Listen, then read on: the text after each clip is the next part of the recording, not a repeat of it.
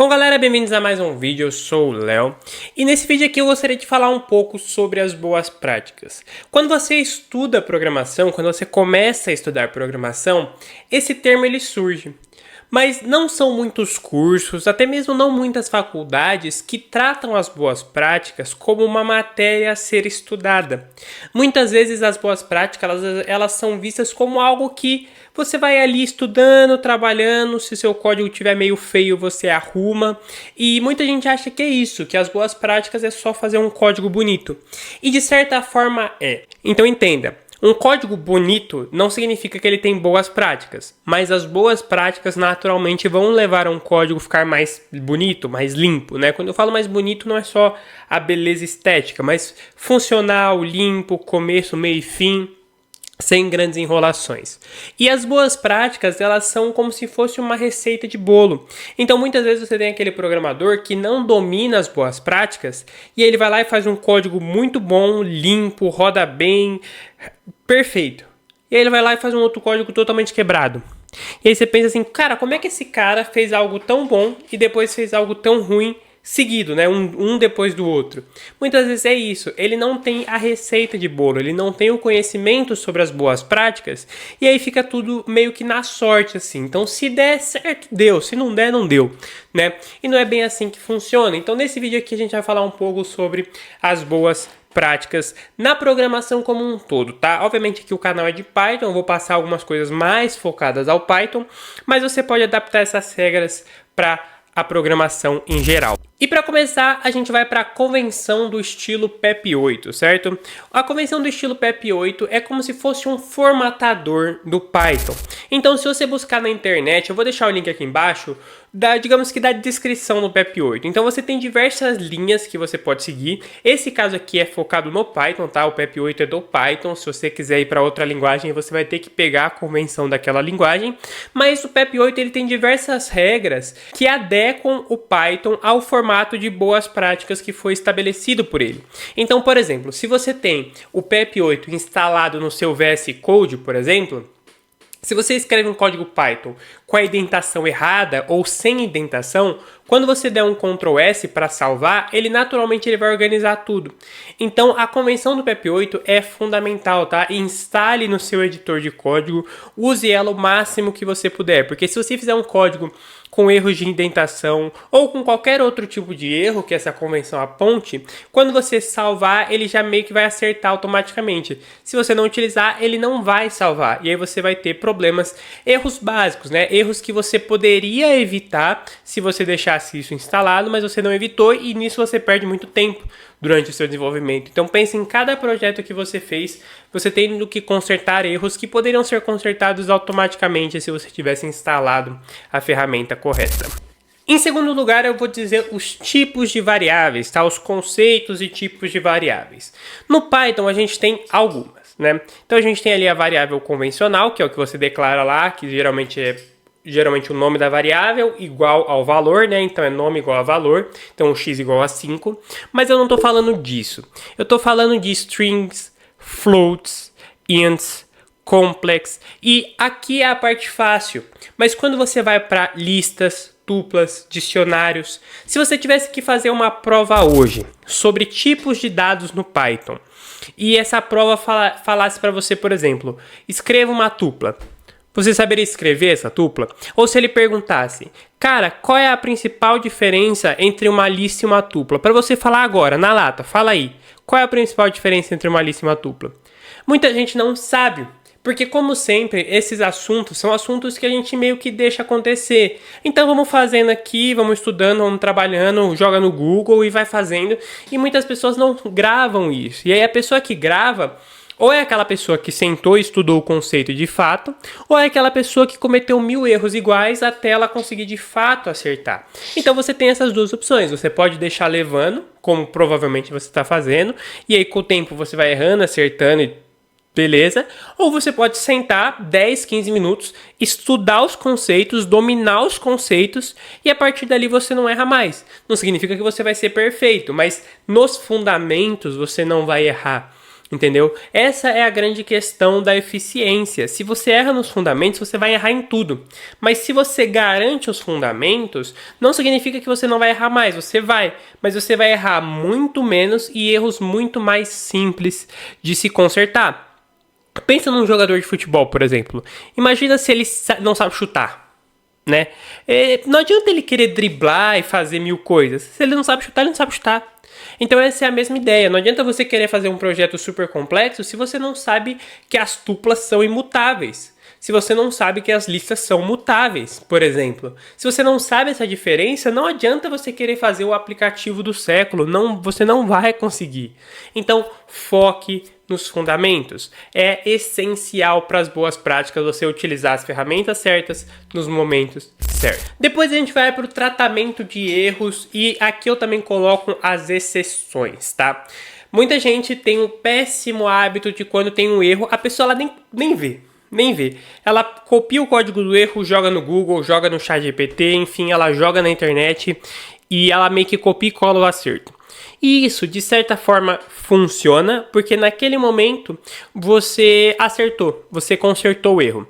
Mas sempre te convido a pensar, se você estivesse numa situação da qual você não tem acesso ao Google por algum motivo, você não tem acesso ao ChatGPT por algum motivo, e você não sabe resolver, que tipo de programador você é? Você é aquela pessoa que não sabe resolver problemas, né? Porque basicamente, cara, o mundo é feito de resolver problemas, né? E se você usa essa muleta, é complicado. E de certa forma, muitas vezes você acha que você está fazendo certo, você está se enganando. E aí como que você se engana? Quando você joga esse erro no ChatGPT e você vê a resposta, você tem o conhecimento do Python. Então, por ter o conhecimento naquela linguagem, você fala assim, beleza, é fácil. Por quê? Porque você está vendo a resposta. E a partir do momento que você tem o conhecimento e vê a resposta, é claro, você acha que você entendeu, mas você não entendeu. Então, eu te convido a falar assim, fecha o ChatGPT, fecha o Google e tenta resolver. Muito provavelmente você vai travar. Não significa que você não vai conseguir, você vai. Mas você vai travar, vai demorar um pouco mais. E aí você tem que tomar cuidado com essas muletas, tá? Porque muitas vezes o Google, o ChatGPT, o Stack Overflow, eles se tornam muletas. Porque você sabe a linguagem. E aí quando você vê a resposta, você fala, pô, era óbvio.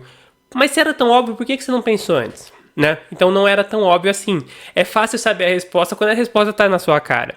Então toma cuidado com essas muletas, de verdade. Eu sei que você entende da linguagem, eu sei que você sabe o que está acontecendo ali, mas se você não conseguiu formular essa resposta sozinho, toma cuidado, tá? Toma cuidado para você não se sabotar e sabotar a sua carreira, tá? Porque numa dessa, cara, você faz isso 1, 2, 3, 4 vezes, você perde o emprego. Então um emprego muito bom que te levaria para o próximo nível, você perdeu porque você achava que você sabia o que você estava fazendo, mas você não sabia. Então toma cuidado. Depois a gente vai para o uso de comentários, tá? Gente, pelo amor de Deus, comente o seu código, tá? Eu sei que às vezes é chato, eu sei que às vezes é demorado, eu sei que às vezes parece uma etapa a mais. Parece que você está fazendo duas vezes, porque você vai lá, constrói uma classe, constrói uma função, e aí você tem que fazer um comentário explicando o que está acontecendo ali. E aí, às vezes, você tem um sentimento de preguiça. Por quê? Você acabou de construir aquela função, você sabe exatamente o que está acontecendo ali, você não precisa de fazer uma descrição, você construiu, você sabe o que está acontecendo ali. Mas não necessariamente você vai saber o que está acontecendo ali depois de um mês, depois de 2 meses. Talvez para você, se você trabalha numa equipe grande, a outra pessoa não sabe o que está acontecendo ali, não foi ela que escreveu aquele código. Então, eu sei que é chato, eu sei que demora, eu sei que às vezes parece um trabalho repetitivo, né? Você faz a função e depois você explica a função e parece que você tá rodando em círculos, porque, pô, você sabe o que tá acontecendo. Mas, cara, um código bem comentado faz toda a diferença, tá? Pra você, no futuro, quando você precisar voltar ali depois de 1 ou 2 semanas, porque eu sei que 1 semana parece pouco, tá? Mas a nossa memória de curto prazo, ela limpa muito rápido. Qual foi o seu almoço ontem? É normal que você não saiba, porque aquilo ali é memória de curto prazo.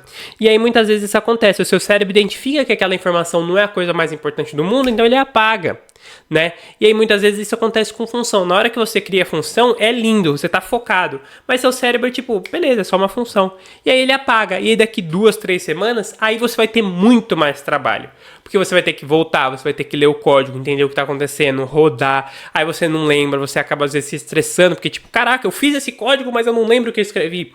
Então, toma cuidado com esse tipo de coisa, tá? Faça comentários mesmo que seja chato. Como eu disse, na parte de erros, a gente vai falar um pouquinho também sobre as exceções, tá? As exceções são estruturas que você coloca para, de certa forma, driblar alguns erros óbvios. No Python, a gente tem uma estrutura que se chama try e except, né? O try e except em tradução seria algo como tentar e exceção. E essas são estruturas perfeitas para você contornar os erros, né? Então, o que acontece? Vamos supor que você tem um sistema de cadastro. E aí você pede para o seu usuário algumas coisas. Você pede lá nome, endereço e idade. E aí vamos supor que o seu usuário ele esqueça de colocar um nome. Meio besta, mas vamos supor que ele esqueceu de colocar o nome dele, né? Se você fosse rodar isso, se você fosse rodar esse programa, isso daria um erro, porque o seu programa ele entende que aquilo ali é obrigatório. Eu preciso saber o nome, né? Mas vamos supor que ele não colocou o nome e esse código dá um erro. Como que você contorna isso sem ter que reiniciar o programa? Try e except. Você vai colocar lá o try e vai colocar para receber o nome. E aí você vai colocar na exceção. Então você vai colocar ali o tentar e ele vai tentar receber um nome. Se ele não recebeu, ele não vai dar erro. Você vai colocar uma exceção. Então qual é a exceção? Se o nome vir, ok. Se não vir nome, cara, coloca ali um padrão, tipo usuário. Porque ao invés do seu programa, quando for se comunicar com o seu usuário, falar o nome dele, então, por exemplo, olá Leonardo, o que ele vai falar? Olá usuário, você esqueceu de preencher o seu nome.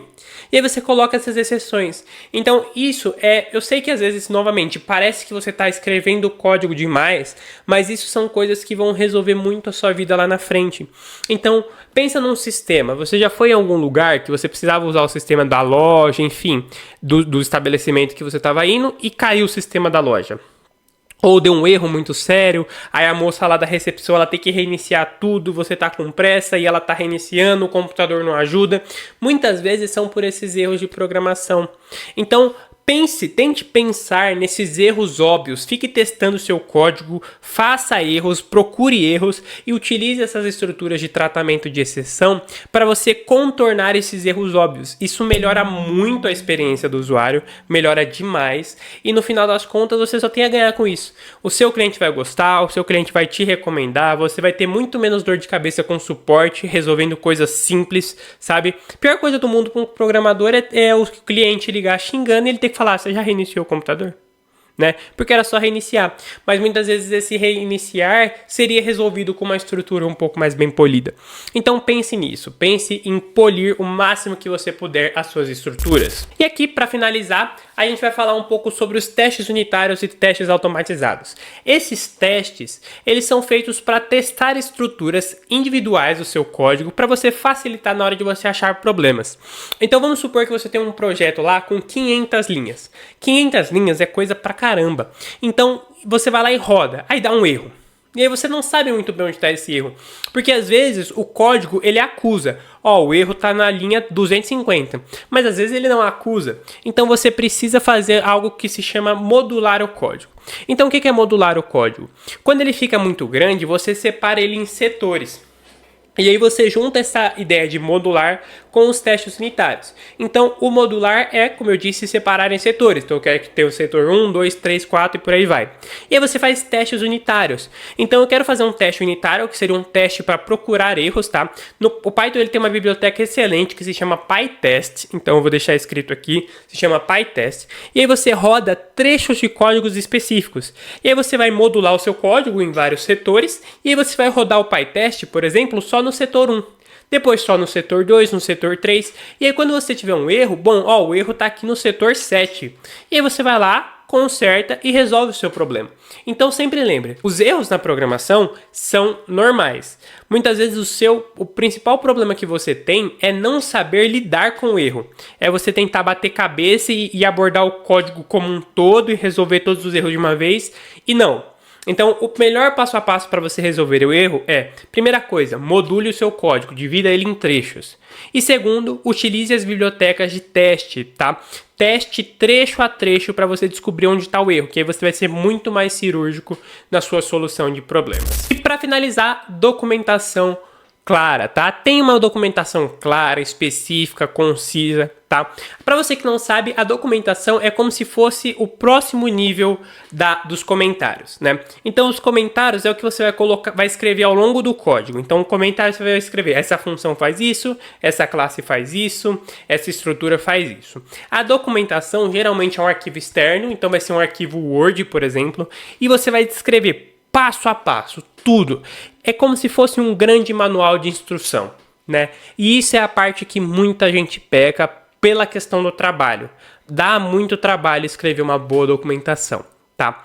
Mas sempre lembre, você nunca tá sozinho, tá? Mesmo que você seja um programador freelancer, você não tem ninguém, cara, a documentação ela vai ajudar você no futuro. Se você um dia precisar contratar alguém, vai ajudar essa pessoa. Porque pensa, quando você contrata, por exemplo, um programador para trabalhar no seu código da sua empresa, por exemplo, você tem duas opções. Se você tiver uma documentação clara, você entrega a documentação na mão dele e ele vai, né? Ele só vai chegar em você se tiver uma dúvida ou outra. Só que se não tiver uma documentação clara, você vai ter que virar um professor do cara. Você vai ter que explicar para ele linha por linha o que está acontecendo. Entendeu? E isso é um problema não só de pequenos programadores, tá, gente? Tem muita empresa grande que não tem documentação dos sistemas internos. Então, as documentações, como sempre, é uma das coisas mais importantes, mas uma das coisas mais negligenciadas. Porque muitas pessoas têm aquela mentalidade de que, tipo assim, se tá rodando, tudo bem. Então, ter uma documentação boa, ou minimamente ter uma documentação, não é um requisito para rodar o código. Né? A documentação é um arquivo no Word, não tem nada a ver com código, é muito mais para ajudar no médio e longo prazo. Só que como não dá pau no código, deixa rodar, né? E aí quando tem um problema lá na frente, aí a pessoa que muitas vezes criou o código fonte não trabalha mais na empresa, você não tem contato com esse cara, e aí vira um caos, né? Então, mesmo que você está no começo, tá? Sempre lembre, o hábito que você vai ter no futuro, você começa hoje. Então, se você não coloca documentação nos seus primeiros projetos, você não vai colocar nos projetos grandes, tá? Eu conheço a sua cabeça, eu sei que você está pensando que, quando eu fizer um projeto grande, quando eu fizer um projeto relevante, eu faço uma documentação. Só que sua documentação vai ser uma bosta, porque você não está treinando fazer ela agora. Então treine agora a fazer as documentações, projetos simples, os projetos do seu curso mesmo. Eu sei que são projetos simples, de 10, 15 linhas. Se esforce, faça as documentações deles, porque quando você estiver realmente num projeto extremamente relevante, a sua documentação vai estar perfeita. Bom, por esse vídeo é só isso. Dei muitos exemplos, né? Vocês viram os cortes aí. Tentei esse formato diferente, que eu tô falando só com a câmera, tá? Os trechos de código eu gravei depois, tá? Então, se você gosta desse tipo de vídeo, comenta aqui embaixo. E aí eu vejo de trazer novos vídeos como esse, tá?